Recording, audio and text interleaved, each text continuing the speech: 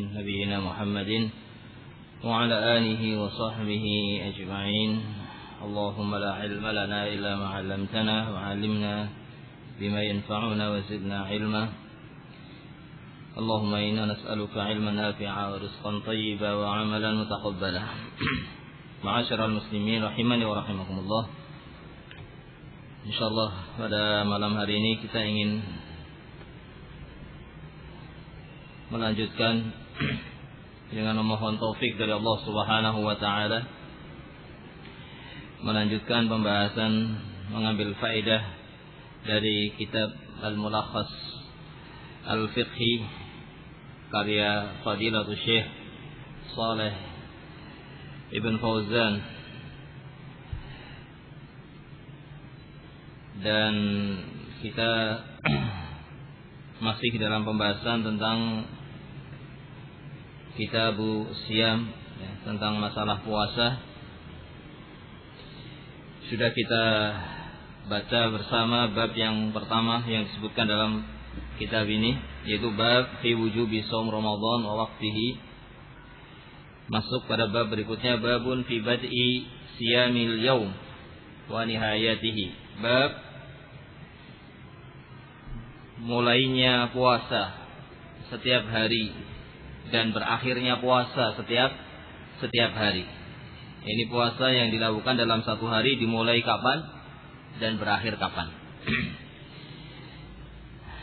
Berkata Syekh Fadilatul Syekh hafizahullahu taala, babun fi bad'i siyamil yawm wa nihayatihi. Qala Allah taala, uhilla lakum lailatas siyamir rafathu ila nisaikum hunna libasul lakum wa antum libasul lahun. Alimallahu annakum kuntum takhtanuna anfusakum fataba alaikum wa afa ankum. Fal'ana bashiruhunna wabtaghu ma kataballahu lakum wa kulu washrabu hatta yatabayyana lakumul khaytul abyadu minal khaytil aswadi minal fajr thumma atimus siyama ilal lail. Al-Baqarah 187. Dalam bab ini, bab tentang kapan mulainya puasa dalam setiap hari dan kapan berakhirnya.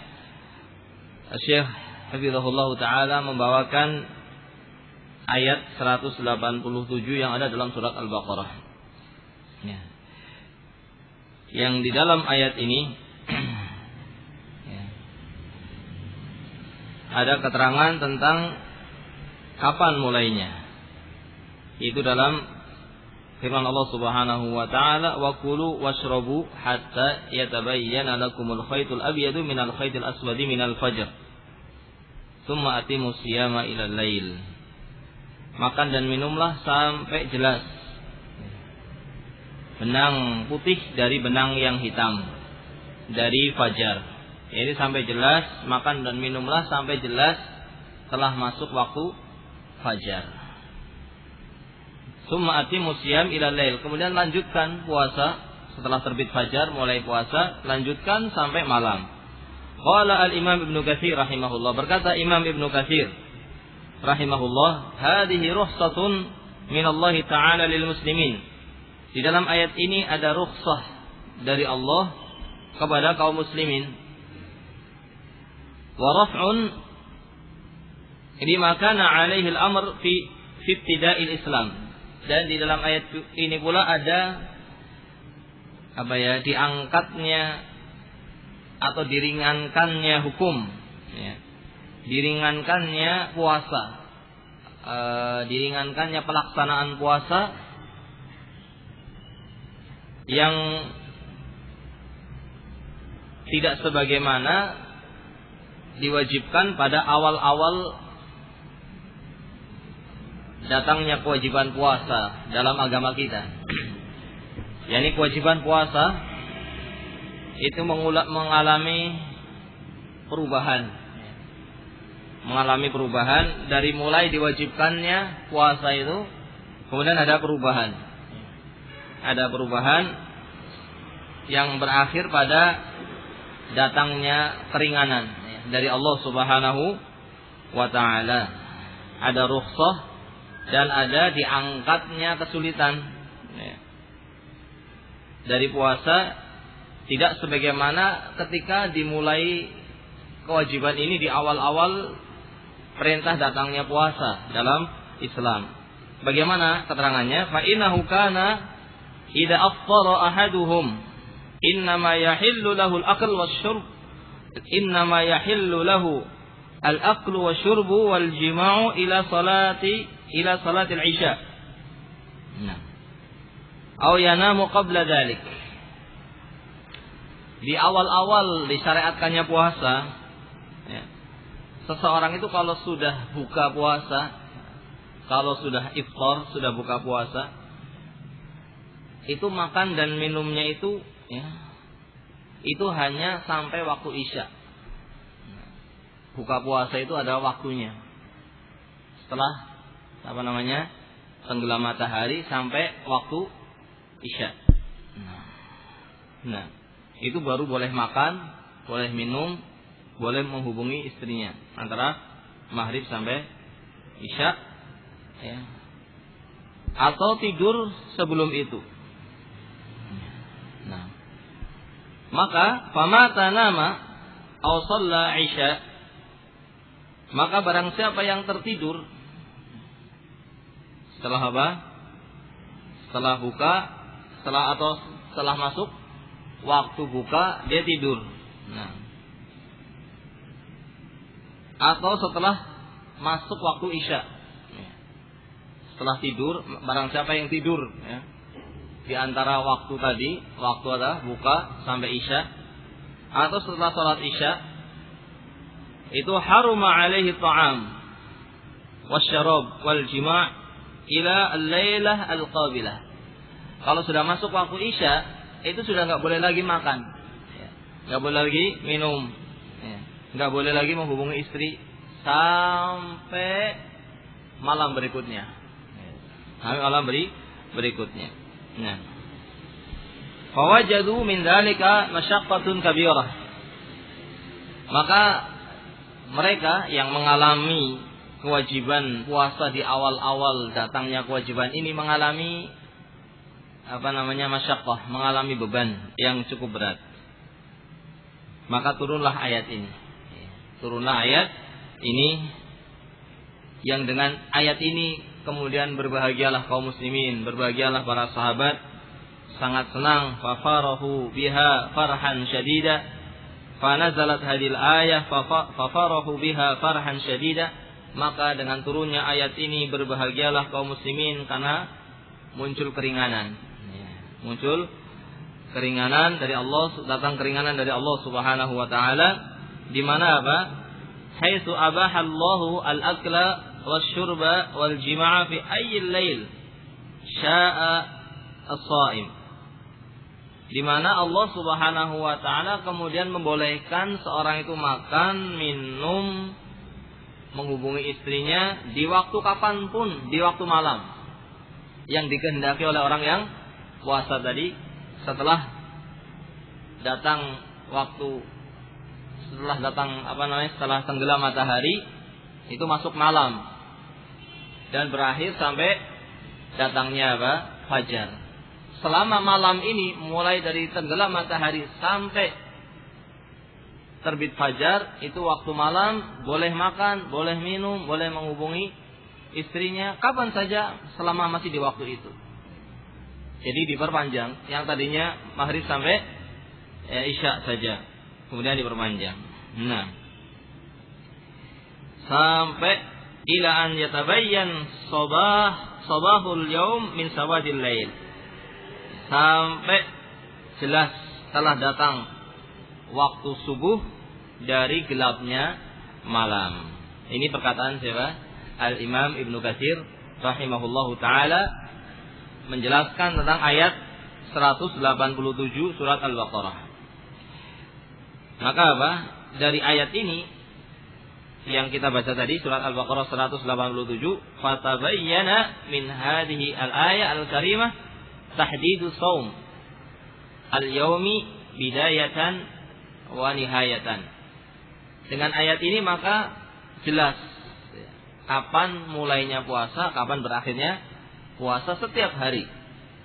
Mulainya setelah apa? waktu malam datang, yaitu dengan tenggelamnya matahari, sampai berakhirnya waktu malam dengan terbitnya fajar. Nah, fabidayatuhu min tulu'il fajr tsani wa nihayatuhu ila ghurubis syams. Maka mulainya dari terbitnya fajar yang kedua dan berakhir sampai tenggelamnya matahari. Nah. Wa fi ibahatihi ta'ala al-akla wa syurba ila tulu'il fajr dalilun ala istihbabis sahur. Sekaligus ya, atau dalilun ala istihbabis suhur. Ya. Sekaligus dengan ayat ini pula diperbolehkannya makan, minum sampai kapan? Sampai habisnya malam, yaitu terbitnya fajar. Dibolehkannya makan dan minum sampai terbit fajar, fajar yang shadiq, fajar yang kedua. Di sini pun ada dalil tentang disunahkannya suhur, melakukan makan sahur secara tersirat, karena boleh makan, boleh minum sampai terbit fajar. Maka di sini ada dalil tentang disunahkannya suhur. Ada suhur, ada sahur. Apa bedanya? Ada wudu, ada wadu. Kalau wudu itu perbuatannya. Kalau wadu itu apanya? Airnya. Nah, airnya yang digunakan untuk berwudu. Kalau suhur itu perbuatannya. Kalau sahur itu yang dimakan. Gitu. Ini kalau dalam bahasa Arab. Kalau bahasa kita ya sama, sahur semuanya. Nah. Baik. Wa fi sahihain disebutkan dalam Sahih Bukhari dan Sahih Muslim an Anas radhiyallahu taala anhu qala Rasulullah sallallahu alaihi wasallam, bersabda Rasulullah sallallahu alaihi wasallam, tasahharu fa inna fis sahuri barakah. Bersahurlah kalian, karena sesungguhnya dalam sahur itu ada barokah. Ya. Dalam makan sahur itu ada barokah. Nah, maka ayat ini, hadis yang disepakati oleh Imam Bukhari dan Muslim ini dari jalan sahabat Anas radhiyallahu taala anhu lebih apa? Lebih jelas, lebih menekankan lagi dengan nas tentang disunahkannya sahur. Waqad warada fit targhib bis-sahur atharun katsirah. Dan telah datang dalam banyak asar, dalam banyak riwayat yang menjelaskan tentang dianjurkannya sahur. Walau bijur'ati ma'in, meskipun hanya dengan seteguk air. Sahur itu sangat dianjurkan. Sahur itu sangat dianjurkan meskipun hanya dengan seteguk air. Wa yustahabbu ta'khiruhu, dan disunahkannya mengakhirkan sahur ila waqtin fijadil fajr, sampai menjelang terbitnya fajar. Disunahkan sahur, ada pertama disunahkan sahur, yang kedua disunahkan mengakhirkan sahur. Nah, jadi sahur itu jangan ditinggalkan, dan disunahkan dalam pelaksanaan sahur ini diakhirkan. Nah, walau istayqadha al-insan wa alaihi janabatun, aw tahurat al-haidhu qabla tulu'il fajr, fa innahum yabda'una bis-sahur wa yasumun wa yuakhiruna al-ightisal ila ba'da tulu'il fajr. Meskipun seorang itu dalam keadaan janabah, dalam keadaan junub, meskipun seorang itu dalam keadaan junub, yaitu apa? Misalnya seorang suami menghubungi istrinya dalam keadaan junub malamnya, atau seorang wanita tahurat al-haid, atau seorang yang haid suci qabla tulu'il fajar, sebelum terbitnya fajar. Sebelum terbitnya fajar. Meskipun demikian, tetap apa? Mereka itu dianjurkan untuk sahur. Bangun sebelum fajar dalam keadaan junub. Ya, dalam keadaan junub. Nah, harusnya apa? Orang kalau junub harusnya dia bersuci dengan mandi besar bahasa kita. Atau orang yang suci haidnya menjelang terbitnya fajar. Maka orang kalau sudah suci haid berarti dia harus puasa. Nah, meskipun suci haidnya itu apa? Menjelang fajar, sudah sangat dekat dengan waktu fajar. 1/4 jam sebelum terbit fajar suci haidnya. Maka dia wajib apa? Puasa. Dan dianjurkan untuk sahur. Meskipun dia hanya punya waktu apa? 1/4 jam ya, menjelang terbit fajar, dia dianjurkan sahur. Begitu pula orang yang junub bangun tidur menjelang fajar dianjurkan untuk sahur.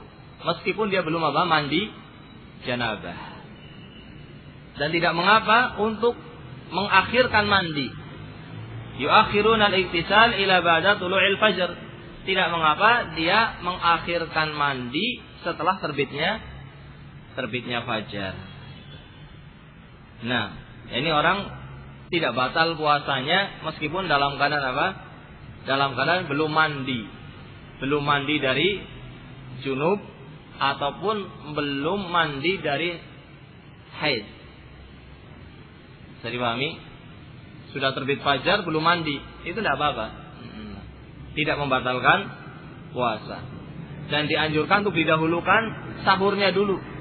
Dianjurkan sahurnya dulu, baru nanti mandinya setelah terbit fajar. Ya. Baru dia mandi. Tapi jangan mandinya diakhirkan sampai terbit matahari. Sudah habis waktu apa? Waktu subuhnya. Nah, diakhirkan setelah terbit fajar. Wa ba'dun nas